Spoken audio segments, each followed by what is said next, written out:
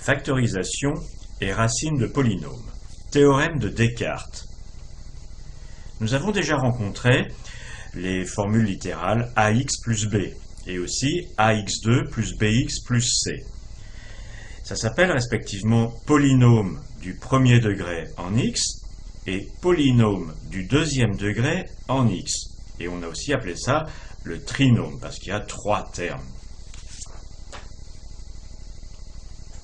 D'une manière générale, l'expression littérale an x puissance n plus an moins 1 x puissance n moins 1 plus a2 x puissance 2 plus a1 x plus a0, où les a c'est des paramètres ou des coefficients, et naturellement le premier d'entre eux est différent de 0, ça s'appelle un polynôme de degré n de la variable x. Donc un trinôme, c'est un polynôme de degré 2 de la variable x, ou ici, au lieu de dire a2, a1 et a0, bon, on les appelle a, b et c. Il est intéressant de considérer différents cas pour les coefficients AI.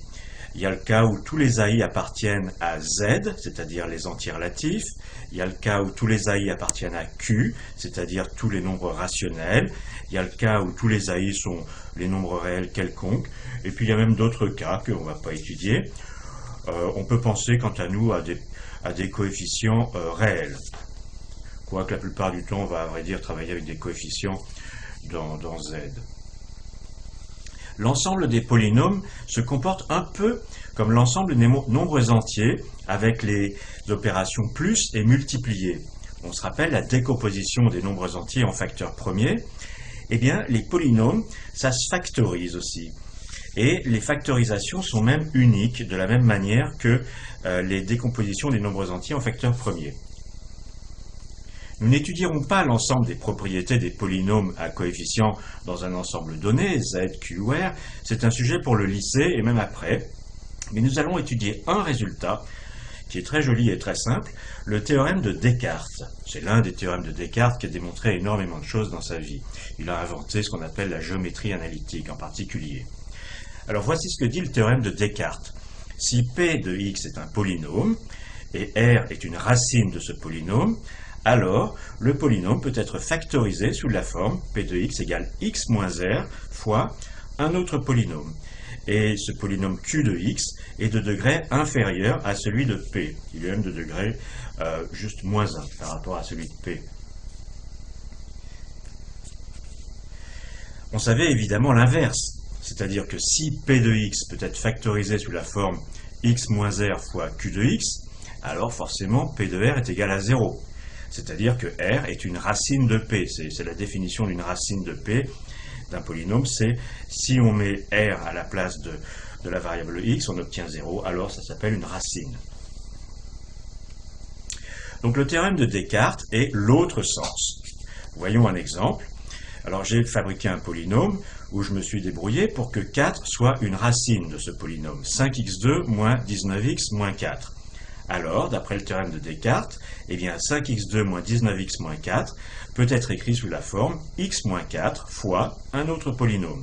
Et là, c'est pas très compliqué de voir que l'autre polynôme, c'est 5x plus 1. Démonstration du théorème de Descartes. Elle s'appuie sur une jolie identité remarquable, qui est la suivante, c'est que xn moins rn, ça c'est des puissances, eh bien c'est égal à x moins r fois x puissance n moins 1 plus r fois x puissance n moins 2 plus r2 fois x puissance n moins 3 plus, etc. jusqu'à r puissance n moins 2 fois x plus r puissance n moins 1. En d'autres termes, les puissances de r et de x ici s'additionnent toujours à n moins 1. À vrai dire, on connaissait déjà cette identité remarquable où j'avais mis 1 à la place de r et puis j'avais mis a à la place de x. Et la démonstration est exactement la même ici. On développe ce produit, tous les termes s'annulent sauf le premier et le dernier. Alors soit donc un polynôme p de x qui est égal à la somme de a0 plus a1x1 plus a2x2 plus jusqu'à an xn. Ça s'écrit comme ça, somme de les indices, ou enfin le nombre i allant de 0 jusqu'à n de ai xi. Cette somme, ce signe, il faut qu'on commence à apprendre à être familier avec ça. Ça veut simplement dire A0 x puissance 0 plus A1 x puissance 1 plus A2 x puissance 2 jusqu'à AN x puissance n. C'est donc un polynôme de degré n en x, à la condition naturellement que AN soit différent de 0. Et supposons que R est une racine de ce polynôme, c'est-à-dire P de R est égal à 0. Donc on peut écrire, si vous voulez, de manière plus développée, A0 plus A1R plus A2R2 plus ANRN égale 0. J'aurais pu écrire ça avec ce genre de formule. Eh bien, on peut donc écrire P de x est égal à P de x moins P de R, puisque ça consiste à retrancher 0. Et alors, si on regarde terme à terme, P de x moins P de R, c'est la somme de i égale 1, parce que le A0 il a disparu, jusqu'à n de AI fois x puissance i moins r puissance i. Or, chacun de ces termes ici peut être mis sous la forme x moins r fois un polynôme. C'est précisément la première identité qu'on a vue. Le q de i a même une forme simple, mais on ne va pas l'écrire parce que ça va faire un peu compliqué avec les indices et les puissances et tout ça. Donc, où chaque qi de x est donné par l'identité du début. Donc, on peut factoriser x moins r, on peut factoriser x moins r devant, puisqu'il est devant chacun de ces termes. Donc, on le met devant. Et on obtient P de x égale x moins r fois quelque chose. Ici, tout ça, c'est multiplié par x moins r. Voilà, on a donc factorisé P de x avec x moins r fois un autre polynôme, CQFD. Ça veut dire ce qu'il fallait démontrer. Ce qu'on met parfois à la fin d'une démonstration. Alors, on va appliquer ce résultat de Descartes à un cas particulier très puissant. C'est n'importe quel polynôme de degré 3. N'importe quel polynôme de degré 3. Eh bien, un polynôme de degré 3, on va voir que c'est toujours factorisable au moins sous la forme suivante, x moins r fois un polynôme de degré 2, c'est-à-dire un trinôme. Alors, comment on démontre ça? Eh bien, quand on trace les points, comme d'habitude, x et puis la valeur du polynôme de degré 3 pour ce même x, on obtient une courbe qui tend vers moins l'infini quand x tend vers moins l'infini et tend vers plus l'infini quand x tend vers plus l'infini. Et comme cette courbe, elle est ce que l'on appelle continue, eh bien forcément, elle croise l'axe des x. C'est-à-dire c'est une courbe qu'on dessine comme ça avec le crayon sans lever le crayon. Donc elle croise forcément l'axe des x. D'ailleurs, on va regarder un exemple. J'ai pris le polynôme de degré 3, x au cube plus 2 fois x au carré moins 5x plus 8.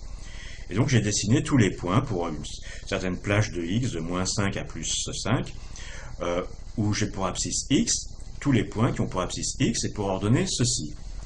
Mais il y en a toujours au moins un qui croise l'axe des x. Je me suis débrouillé pour qu'ici on voit sur le dessin.